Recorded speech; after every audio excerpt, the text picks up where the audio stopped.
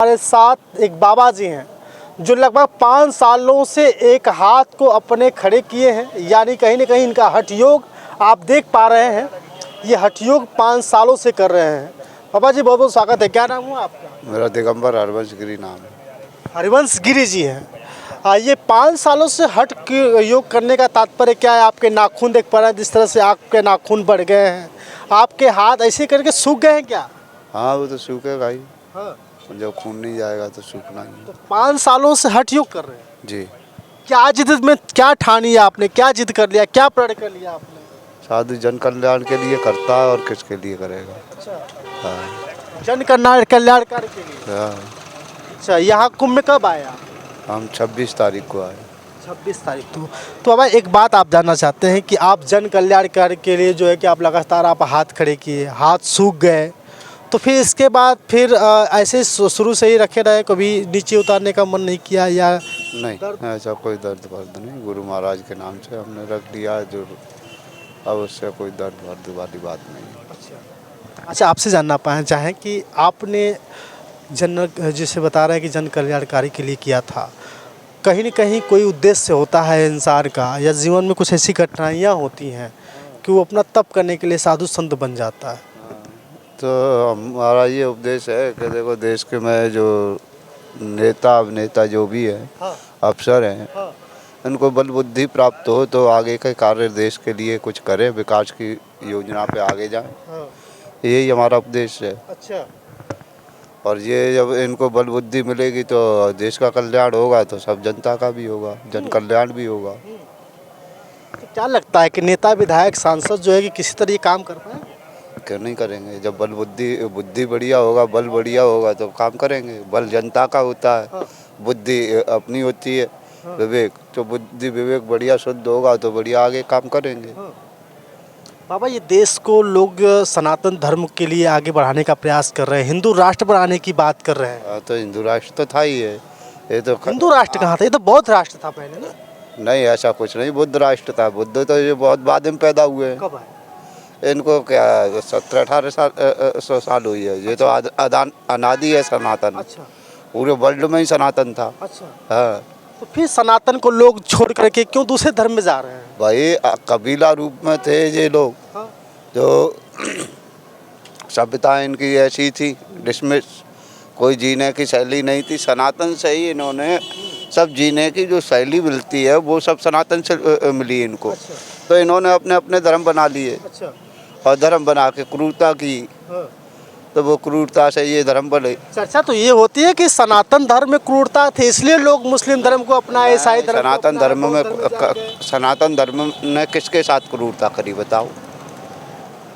चर्चा तो यही थी ना? चर्चा थी, ऐसे कहने से ही तो लोग गलत चर्चा कर रहे थे। बिल्कुल चर्चा गलत है। हाँ। कहीं किसी को सनातनियों को क्रूरता करते देखा कहीं पे भी? हाँ? बुद्ध वो नहीं थे, लेकिन वो भी अपनी जगह ठीक थे। वो भी सनातन के ही अंग है। हाँ? सनातन से तो अलग थे नहीं वो। ये तो बाद में थोड़ा बुद्ध भगवान आए, उसके बाद दो धारा बन गई। तो बुद्ध भी भगवान आकर के गलत कर दिए? नहीं, गलत कुछ नहीं हुआ। गलत तो कुछ नहीं हुआ, लेकिन ये है कि देखो धाराएं अलग अलग बन गई, वो बाकी कुछ नहीं है। सनातन ही है वो भी, सनातन ही है वो भी। मूर्ति को आरती पूजा भगवान को करते हैं, तो वो सनातन का उद्देश्य क्या है? सनातन का अभी क्या बोला मैंने? बताइए ना। जीने की शैली बताता है, सारा सबको एक समेट के लेके चलता है। सनातन वही है। हाँ। अच्छा, देखिए, एक प्रकार से अभी इसी माघ मेले में कहा जाता है कि गंगा मैया सबकी होती हैं, गंगा मैया सबकी परोपकार लगाती हैं। तो एक तरफ ये भी चर्चा आ रही है कि इस कुंभ में जो है कि मुसलमान नहीं आएंगे, इस कुंभ में जो है कि अन्य धर्म के लोग नहीं आएंगे। अन्य धर्म किसी को नहीं बोला गया, मुसलमान को बोला गया। मुसलमान को क्यों? मुसलमान को बोला गया, जो मुल्ला वाले जो मुसलमान हैं उनको बोला गया। क्योंकि अभी दुकान लगाएंगे, कोई चाय की दुकान लगाएंगे, उसमें आपने वीडियो नहीं देखे? किसी में थूक रहे हैं, किसी मूत रहे हैं, जूसों में मूत देते हैं, और जो खाने पीने की चीज़ें हैं उस पर थूक रहे हैं। तो वो क्या है? सबका ईमान भ्रष्ट नहीं हो रहा है वो? ये आप बताओ। लगता है कि लोग ऐसा करते हैं। वीडियो से तो वीडियो सारे प्रमाण तो होती नहीं बाबा।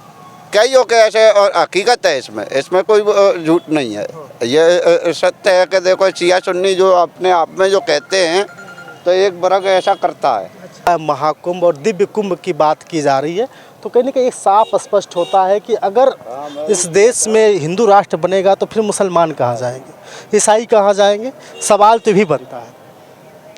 बाबा जी फ़ोन पे लगे हुए हैं।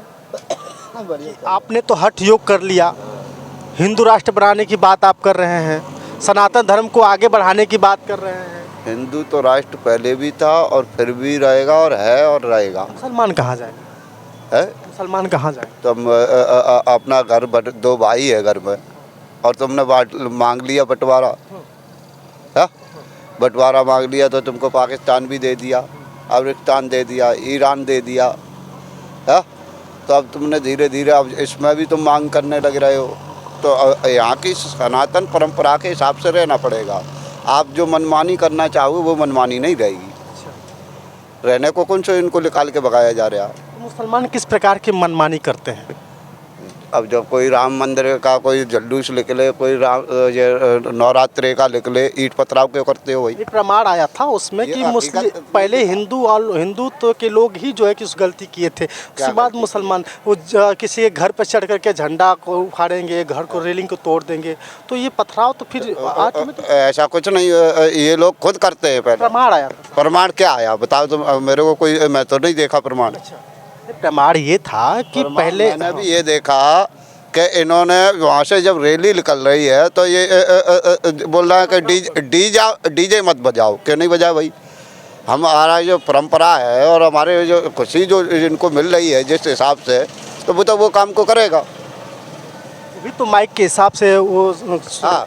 हाँ तो तुम पथराव करोगे तो फिर दूसरा का चूड़ी पर रखा है क्या? चूड़ी थोड़ी पैर रखा है। अभी हम ही हूँ कि हमारे ऊपर कोई अत्याचार आके डंडा ले और उठा के चिपट जाए तो मैं बैठा देखता रहूँगा क्या? मेरे को भी डंडा उठाना पड़ेगा, दंड का जवाब दंड से ही देना पड़ेगा।